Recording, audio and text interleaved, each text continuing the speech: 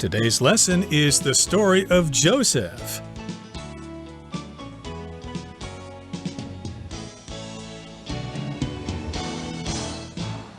Hi, everybody. My name is Roger. And I'm Candice. And today we're going to continue to summarize our featured story for this month. It is the story of Joseph, and this is a story from the Bible. If you're Christian or if you've read the Bible, you might be familiar with this story. And it's all about Joseph, who was the favorite son of Jacob of Canaan, but the brothers were jealous. They trapped him in a pit and sold him into slavery. But remember, Joseph, he could interpret dreams and he could foretell the future. So Joseph's ability to foretell the future became very obvious and evident when he was thrown into jail because he may have slighted the wife of the captain of the Pharaoh's guard. And there he accurately foretold the futures of the prisoners, whether they would be freed or whether they would be killed. So he's got that special skill, so it's only a matter of time before people find out about his special skills and try to employ him to use those skills. So let's find out what happens next in our lesson. Let's listen to the first part of today's lesson, and then we'll come back to talk about it. When the Pharaoh had a puzzling dream, Joseph was recommended to him. On hearing about the dream, Joseph knew exactly what it meant. Famine was coming, but Egypt had 7 years of plenty to prepare.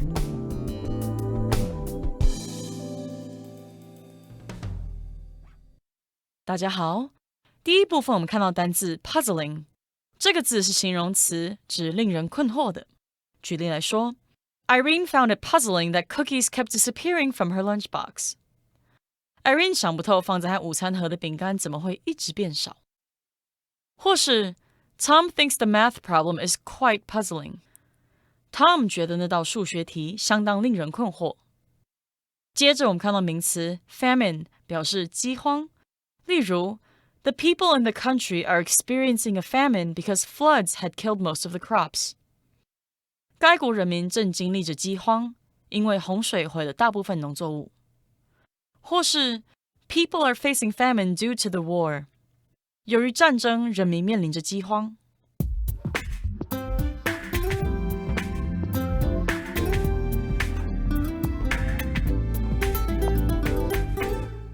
Okay, so again, we're in Egypt, and we've got the Pharaoh there, the leader in Egypt. And when the Pharaoh had a puzzling dream, Joseph was recommended to him. Now, if something's puzzling, it's very difficult to figure out. You don't know why it happened or what it means. So the Pharaoh had a dream that was quite puzzling. It was quite weird. It was unusual. He did not know how to interpret that dream. And he probably told some of his court there, some of his attendants there about that dream. And then they thought, hey, you know, there, old Pharaoh, my old boy, we heard about this guy in prison named Joseph who's pretty good at foretelling the future and interpreting dreams. So Joseph was recommended to the Pharaoh. So here we've got the verb to recommend. That means you have some information about something or someone, and you tell someone else about it because they don't know about it. You do, they don't, so you let them know about what you know. Right, and so in that way, Joseph was employed by the Pharaoh to puzzle out the Pharaoh's dream. A puzzle usually means that there are lots of pieces and you have to try and put it together. So if something is puzzling, maybe it's a little bit confusing, maybe it's a little bit mixed up, maybe it's a little jumbled. And so, of course, because Joseph was able to make sense of all these mixed up pieces and put them together, other people recommended him to the Pharaoh. Exactly. So here in the next sentence it says, on hearing about the dream, Joseph knew exactly what it meant. Famine was coming, but Egypt had 7 years of plenty to prepare. So, of course, here Joseph came into the royal court and talked to the Pharaoh, and the Pharaoh told Joseph all about his dream. So, on hearing about the dream, when Joseph heard about the dream, or when he heard about the dream, Joseph knew exactly what it meant. So, yes, indeed, as soon as he heard the dream, as soon as the Pharaoh described the dream to Joseph, Joseph knew right away what it meant. Famine was coming, and of course, famine means plants don't grow, the crops don't grow, and there's not enough food, and people starve. Right. And in biblical times, there seem to be a lot of these periods with no food or periods of famine, which means that harvests failed, maybe because of insects or maybe because the weather is too dry.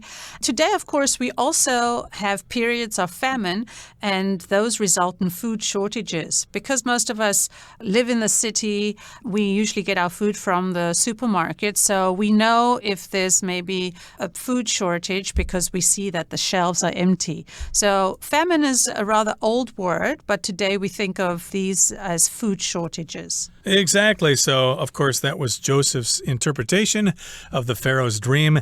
Famine was coming, but it wasn't going to come so soon. Egypt had 7 years of plenty to prepare. So here, plenty is actually a noun. It just refers to a period of time or a situation in which you have plenty to go around and people aren't starving just yet.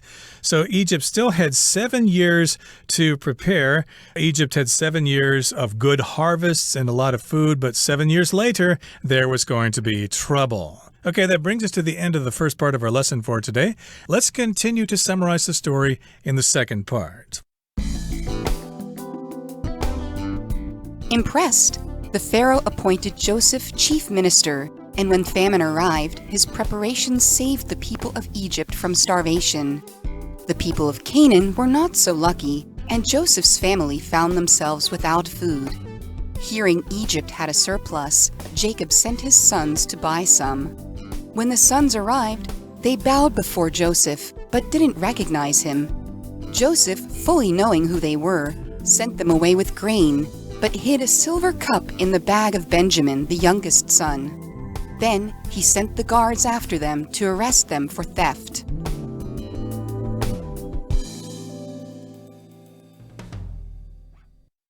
第二部分我们看到单字 starvation， 这个字是名词，指饥饿或是挨饿。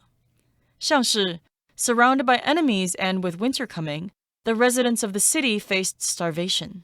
因为敌人环伺，冬天又即将来临，居民们面临饥饿的危机。或是 if the people don't get food soon, they will die of starvation。如果人们不尽快得到食物，他们就会挨饿致死。另外补充这个字的动词 starve S-T-A-R-V-E starve 表示饿死或是挨饿。举例来说 When they found the dog, it was starving 他们找到那只狗时，它快要饿死了。也可以说 The island has a lot of fruit and fish, so you won't starve there 岛上有很多水果和鱼，所以你在那里不会挨饿。再另外补充这个字的形容词 starving S-T-A-R-V-I-N-G starving 意思是挨饿的或是饥饿的。例如 The kind woman gave food to the starving cats 那个善心妇人提供食物给挨饿的猫吃。或是 The starving kid runs to the bakery to ask for some bread 那个饥饿的小孩跑到面包店要一些面包。接着我们看到名词 surplus 指盈余或是过剩。像是Bev has been enjoying surplus time since deciding to work less. 自从 Bev 决定减少工作，他就一直很享受他的多余时间。或者 We had a surplus of vegetables and decided to use them to make soup. 我们有多余的蔬菜，决定用它们来煮汤。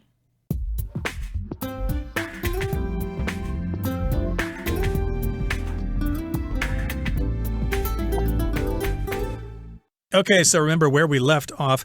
Joseph had just interpreted the dream of the Pharaoh. We don't know the exact details of the dream, but Joseph was able to figure out that the dream meant that famine would be coming to Egypt in 7 years' time.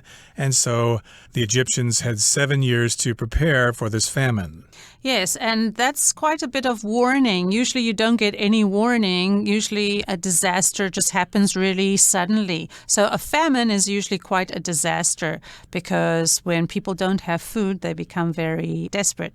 So at least they had 7 years of plenty to prepare, which is more than we have today. Indeed. So, of course, the Pharaoh was impressed with Joseph's ability to interpret dreams and to foretell the future. So as a result of Joseph's interpretations, the Pharaoh appointed Joseph chief minister, and when the famine arrived, his preparations saved the people of Egypt from starvation.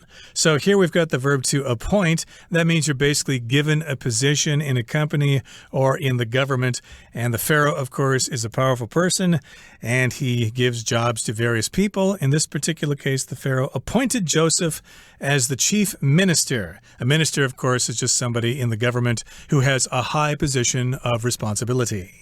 Yes, so in our governments today, we have ministers responsible for different things. So maybe there is a minister who's responsible for transportation, or there is a minister responsible for education. So in Taiwan, we definitely have the Ministry of Education, and they make all the decisions about how things will operate regarding education, for example. Right, and some countries, of course, have prime ministers, like Canada has a prime minister, the UK has a prime minister.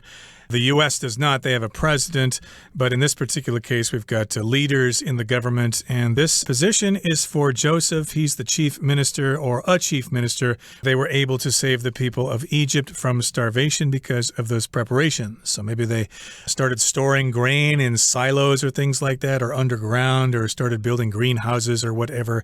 And so because of those preparations, the people were saved when the famine eventually came. Starvation, of course, is when people are starving, when they're not getting enough food to eat. So that's great for the Egyptians, but the people of Canaan were not so lucky. Remember, Canaan is to the east of Egypt there, and that's where Joseph originally was from. So the people in Canaan, well, they were not so lucky. They had to deal with starvation, and Joseph's family found themselves without food. So remember, we've got Jacob of Canaan, the father, and then we've got the brothers. They were without food, so they were, of course, going to suffer from starvation.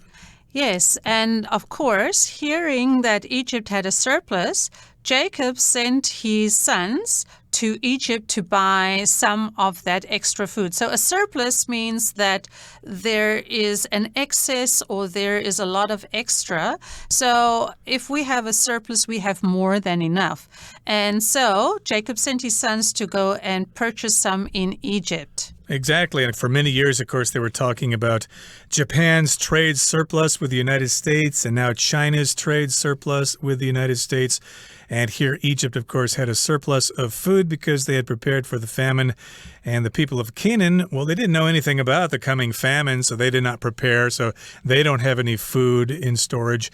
So they went to Egypt to ask for some food. Hey, can you give us some food? We're starving. Please have mercy on us.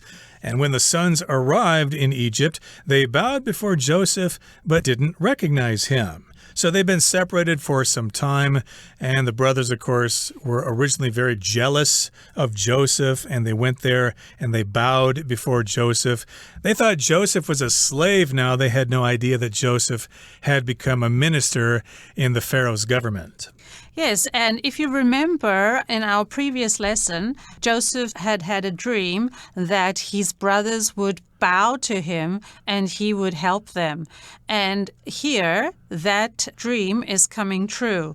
What he had dreamt in the past, what he had foretold in the past, was now real. His brothers were bowing to him because he held the important position of chief minister in the Pharaoh's cabinet, but they didn't realize that it was their brother. Exactly. Okay, so that, I guess, was from that old dream. Of course, Joseph had dreamt that the brothers would bow down before him, and that's actually what happened.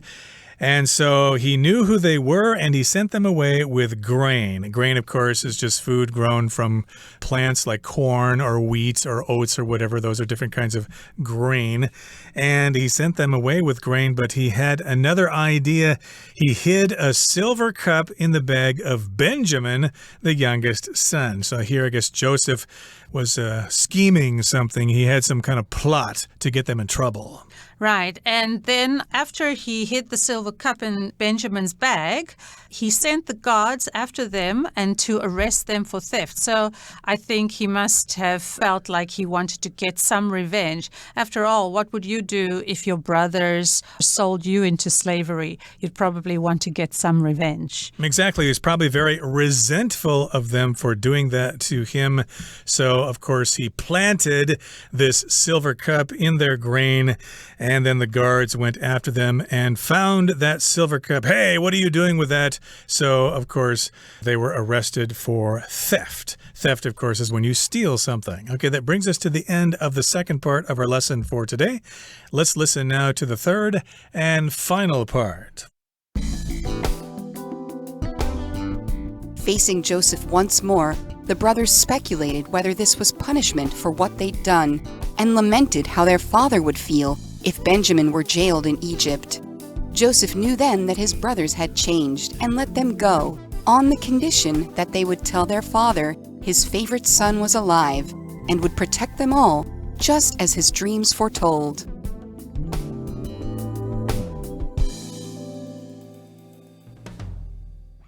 最后第三部分我们看到单字 lament， 这个字是动词，指哀叹或是为点点点悲痛。例如 Teresa lamented the time she wasted watching television instead of studying. Teresa 哀叹她浪费了时间看电视而不是念书。也可以说 Charles lamented that all of his time spent on the rejected proposal was simply a waste. Charles 感叹他在那个被拒绝的提案上白费了时间。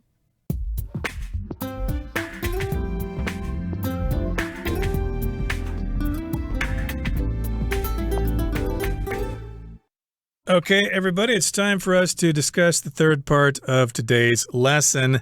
Now, facing Joseph once more, the brothers speculated whether this was punishment for what they'd done and lamented how their father would feel if Benjamin were jailed in Egypt. So I think by this time the brothers figured it out that the person that they were bowing to was actually their brother Joseph. So they tried to figure out why their brother Joseph would do this to them. Why would Joseph get us arrested for theft? We obviously didn't steal that silver cup. He planted it in the bag of Benjamin. He obviously meant for it to be discovered so that we would get arrested. So they had to figure it out. Why did he do this? So they speculated whether this was punishment for what they'd done.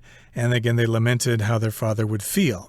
Now, if you speculate, that means you kind of guess about something because you don't really know what happened, but you have some limited information and you try to come up with an educated guess. So they speculated, well, maybe it was punishment for how we treated him in the past. So what they'd done refers to how they treated him in the past. What they'd done, they sold him into slavery. They wanted to get rid of him. They didn't treat him very well. And then, of course, when they lament something, they're really worried about how their father would feel. Maybe they even feel some regret. And they're very concerned about what would happen if Benjamin were jailed in Egypt. If you are jailed somewhere, you're put in jail or you're imprisoned, which means that you won't be able to get out. You'll be imprisoned there, and it will be very difficult to get out. Exactly. So they lamented how their father would feel about poor Benjamin. And, of course, Joseph saw them lamenting, and he knew then that his brothers had changed. My brothers aren't the bad apples that they used to be because they are now concerned about little Benjamin. Maybe in the past they wouldn't have cared. They only cared about themselves, but now they're worried about Benjamin. Maybe my brothers are not rotten to the core after all. Maybe they do have a heart of gold. So I guess he had a change of heart, and he let them go. He allowed them to go free. free, but he had a condition. It was on the condition that they would tell their father his favorite son was alive and would protect them all, just as his dreams foretold. So sometimes we do something for somebody else, but we have a condition. I'll do this for you, but I have a condition. You have to do this one thing so that I can do this thing for you. Right. So we have another phrase or another expression in English that is no strings attached, which means that you don't have to do anything in return. But Joseph had conditions, which meant that his brothers had to do something in return for him. His brothers had to tell their father the truth, that Joseph was alive, and that Joseph's dreams had come true, or that he would protect them as his dreams foretold. So he wanted the vindication. He wanted his brothers to feel humbled when they spoke to their father. Interesting. Hey, Joseph is actually living in Egypt. He's doing well. He's not a slave, and he's going to protect us all, maybe give us some grain because of this nasty famine that's going on. And maybe someday in the future, he'll actually provide us with vaccines if there's a pandemic in Egypt someday. Okay, that brings us to the end of our explanation for today. It's time now to turn things over to our Chinese teacher.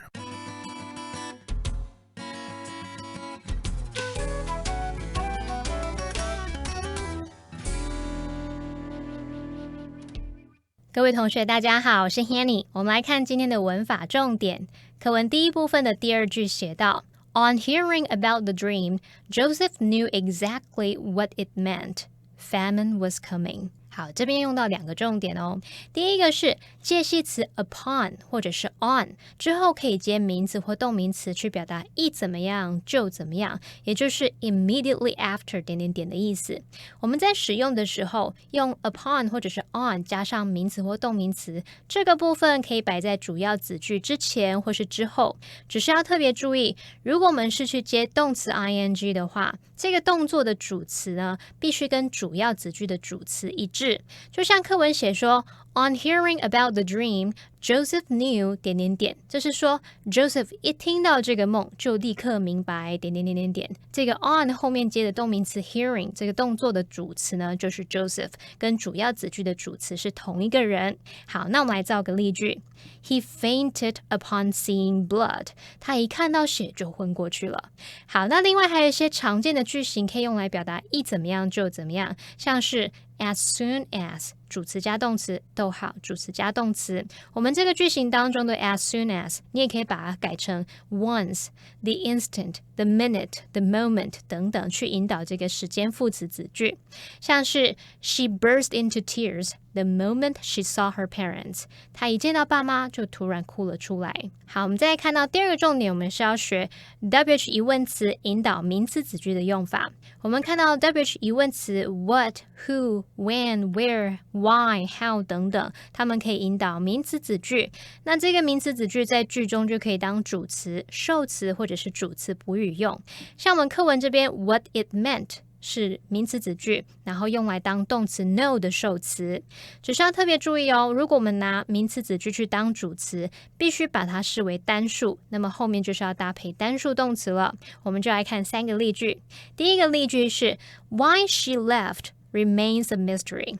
她为何离开仍然是个谜。那么例句里面的名词子句 Why she left它是用来当主词，要视为单数，所以我们看到后面的动词是用 remains 单数动词。好，再来第二个例句 Do you know what he does for a living? 你知道他从事什么工作来赚钱谋生吗？那这时候例句里面的名词子句是 what he does for a living， 那在这边它是当受词，也就是动词 know 的受词。第三个例句 This is exactly how I feel，这正是我的感受。那例句里面的名词子句 how I feel 是当主词补语用，用来对主词做补充说明，让它语义完整。好，那么以上是今天重点整理，我们回顾今天的单字吧。Recommend. A friend of mine recommended this restaurant to me. Appoint. Wade was recently appointed to a senior position in the company. Minister.The Minister of Education held a press conference to talk about the new policy. Surplus. A surplus of corn has helped keep prices down. Theft. Shirley resigned from the company after being accused of theft. Speculate. Without the necessary information, we can only speculate about what happened.